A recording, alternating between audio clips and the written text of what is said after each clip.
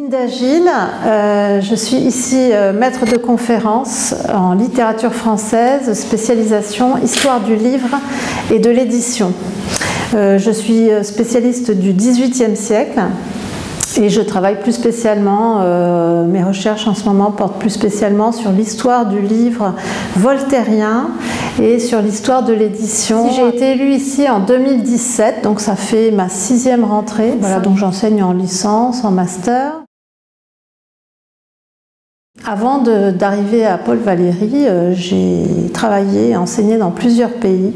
Et juste avant Montpellier, eh bien, ma précédente destination, c'était Rome. J'ai enseigné pendant 3 ans comme lectrice à l'université de Rome 3. Et en arrivant à Montpellier, j'ai découvert qu'il n'y avait pas de convention de partenariat Erasmus avec cette université. Donc en arrivant à Montpellier, nous avons signé cette convention Erasmus et eh bien, parmi les projets de démarrage de nouvelles collaborations autour de cette convention, il était question que j'inaugure cette convention par une visite à Rome, donc un séjour Erasmus qui avait été programmé en 2020, au printemps 2020, et malheureusement avec la pandémie, on a dû le reporter. Donc je suis partie finalement à Rome au printemps 2022. Pour moi, cette expérience, c'était donc à la fois retrouver mes collègues, mais en même temps, dans un cadre un petit peu différent. J'avais été lectrice, doctorante, c'est à Rome que j'ai terminé, rédigé ma thèse. Donc, même si j'avais mené un certain nombre de projets, notamment autour du théâtre, il s'agissait cette fois de renouer des collaborations scientifiques.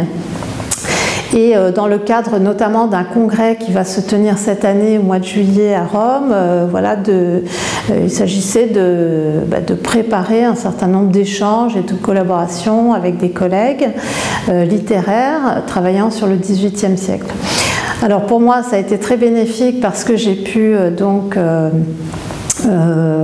présenter mes travaux, présenter mon travail de thèse achevé maintenant, présenter mon livre qui entre-temps est paru, présenter donc à la fois en cours mais aussi en séminaire doctoral et puis dans des conférences qui ont été organisées en partenariat avec l'Institut français et l'Université de Rome 3.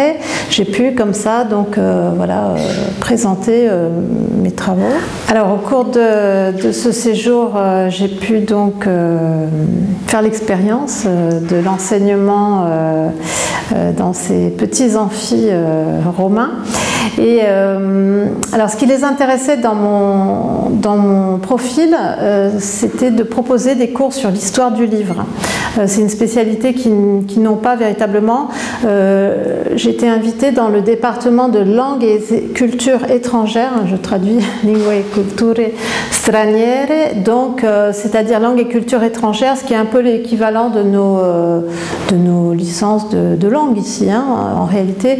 Et donc voilà, le cours de littérature française porté sur l'histoire du livre, qui est ma spécialité, les intéressait particulièrement. En termes de bénéfices pédagogiques, pour moi, évidemment, la culture italienne et le rapport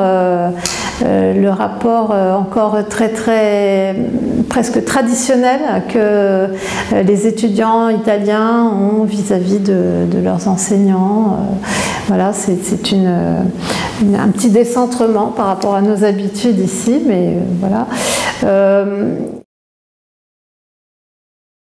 Alors cette université Rome 3, qui est née en 1992, ce qui fait sa particularité, c'est qu'elle est particulièrement tournée particulièrement dynamique dans son accueil des Erasmus.